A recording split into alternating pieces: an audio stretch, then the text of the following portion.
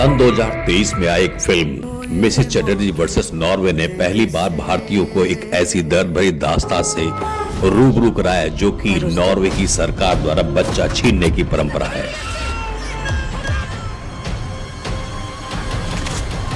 उत्तरी यूरोप में बसा एक छोटा सा देश नॉर्वे, जो महज 54 लाख की आबादी के साथ खुशहाली की इंडेक्स में 7वें स्थान पर आता है, पेरेंटिंग के मामले में बेहद ही विवादास्पद कानून को संरक्षण दे रहा है।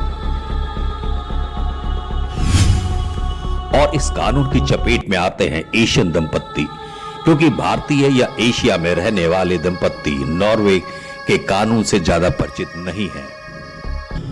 नॉर्वे की विवादास्पद बाल कल्याण सेवा चिल्ड्रन वेलफेयर सर्विस CWS पिछले कुछ सालों में ही सुर्खियों में आई है।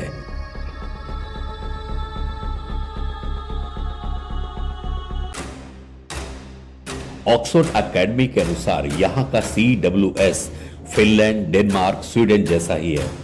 नॉर्वेजियन कानून के अनुसार माँ बाप बच्चों को थप्पड़ तक नहीं मार सकते, माता पिता अपने हाथों से बच्चों को खाना तक नहीं खिला सकते और उन्हें अपने साथ बिस्तर पर नहीं सुला सकते, उन्हें डांट तक नहीं सकते। और सबसे बड़ी बात यह है कि माता पिता बच्चों के सामने लड़ तक नहीं सकते, बच्चों के साथ अभद्र व्यवहार नहीं कर सकते, ना ही उन्हें अपशब्द बोल सकते हैं। यह सब जानकर आपको बहुत अजीब सा लग सकता है, क्योंकि हम जिस परिवेश में रहते हैं वहां पर यह सब आम बात है। लेकिन नॉर्वे के इस तरह की घटना की सूचना मात्र से ही आपके बच्चों को आपसे छीना जा सकता है। What? आपके बच्चों की कस्टडी अब हमारे पास है? क्या बोल रहे हैं? मेरा बच्चा ब्रेस्ट फीडिंग पे है। प्लीज यहाँ की बार्नेवरनेट संस्था बच्चों को छीनने और पालने का कार्य करती है। संडे गार्जियन के अनुसार बार्नेवरनेट हर साल लगभग 1500 बच्चों को उनके माता पिता से छीन कर ले जाती है। कई बार तो उसकी कोई गंभीर समस्या भी नहीं होती है और ना ही कोई गंभीर वजह होती है। थोड़ी सी शिकायत मिलने पर ही ये संस्था के लोग आपके घर पहुंच जाते हैं और परिवार से बच्चों को छीन लेते हैं। आमतौर पर ये शिकायतें पड़ोसियों, परिचितों या बच्चों द्वारा भी की जाती हैं। कई बार गुमनाम सूचना पर भी संस्था के लोग वहां पहुंच जाते हैं, बगैर सच्चाई की जांच किए हुए ये बच्चों को अपने साथ ले जाते हैं। एशियाई कल्चर में बच्चों को अलग ही ढंग से पाला जाता है। यहाँ बच्चों की परवरिश में डांटना, दंड देना, ये सब आम सी बात है। बार्नेवरनेट संस्था सभी एशियाई बच्चों के प्रति पहले से ही संदेह की भावना रखती है कि ये लोग अपने बच्चों को सही ढंग से नहीं पालते हैं। इसलिए कोई भी शिकायत मिलने पर इस संस्था के लोग तुरंत पहुंच जाते हैं और बच्चे को ले जाते हैं।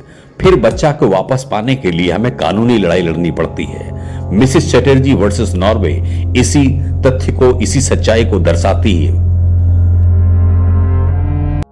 Mrs Chatterjee versus Norway Sagarika Bhattacharya की वास्तविक कहानी है। इसमें इनके दोनों बच्चों को छीनने के बाद भी जब इनकी उग्र प्रतिक्रिया होती है तो नॉर्वे की कोर्ट इन्हें पागल सिद्ध कर देती है और बार बार इनको जेल भेजने की धमकी देती है।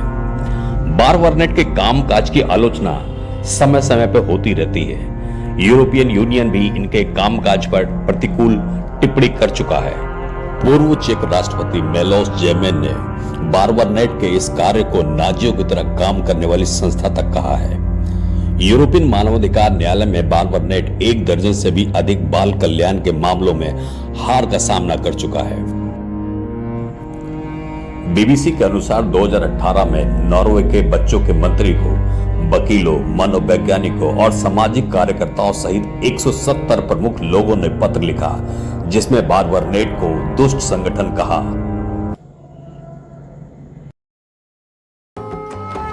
मिसेस चटर्जी वर्सेस नॉर्वे जिस महिला की कहानी है वह है सागरिका भट्टाचार्य।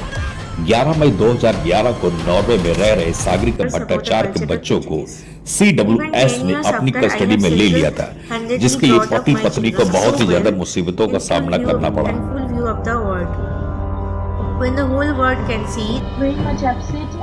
अपने ही बच्चों को पाने के लिए सागरिका को कभी पुलिस स्टेशन तो कभी बार्नेवरनेट तो कभी अदालतों के चक्कर लगाने पड़ते थे, लेकिन कोई सफलता नहीं मिली। थक कर जब सागरिका और उसके माता पिता ने दिल्ली में नॉर्वे एम्बेसी के सामने तो कभी चाणक्यपुरी के सामने जब धरना दिया तो भारतीय मीडिया के द्वारा सरकार के सामने यह मामला आया। उस समय की मनमोहन सरकार ने नॉर्वे के उच्चायुक्त के सामने बहुत ही नाराजगी पूर्ण ढंग से मुद्दा उठाया।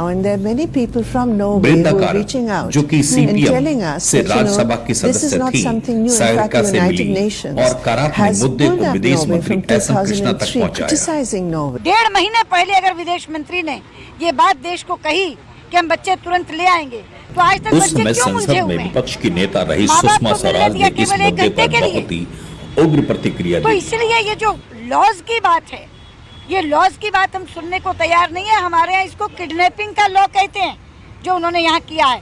और ये बच्चे केवल भट्टाचार्य या चक्रवर्ती जी के बच्चे नहीं है, ये देश के बच्चे हैं। पक्ष और विपक्ष दोनों ने मिलकर जब नॉर्वे की सरकार पर दबाव डाला तो नॉर्वे की सरकार बैकफुट पर आई और अंततः नॉर्वे सरकार को बच्चे भारत वापस भेजने ही पड़े। लेकिन अभी भी बच्चे सागरिका को नहीं मिले थे। नॉर्वे सरकार ने नियमों में उलझाकर बच्चों के चाचा को बच्चों की कस्टडी दे दी थी। इसके लिए भी सागरिका को कलकत्ता हाई कोर्ट से कानूनी लड़ाई लड़नी पड़ी और अंत में सन 2013 में आखिरकार सागरिका को अपने बच्चे वापस मिले।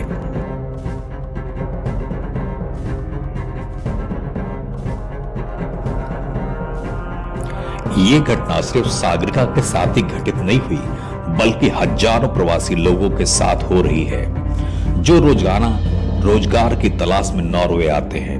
एक आंकड़े के अनुसार सन 2021 में 9,900 बच्चे CWS यानी बारवरनेट के पास थे, जिनमें से 37% बच्चे प्रवासियों के हैं। लोगों तथा अंतर्राष्ट्रीय संस्थाओं के विरोध के बाद भी नॉर्वे में आज भी बच्चा छीनने की परंपरा जारी है।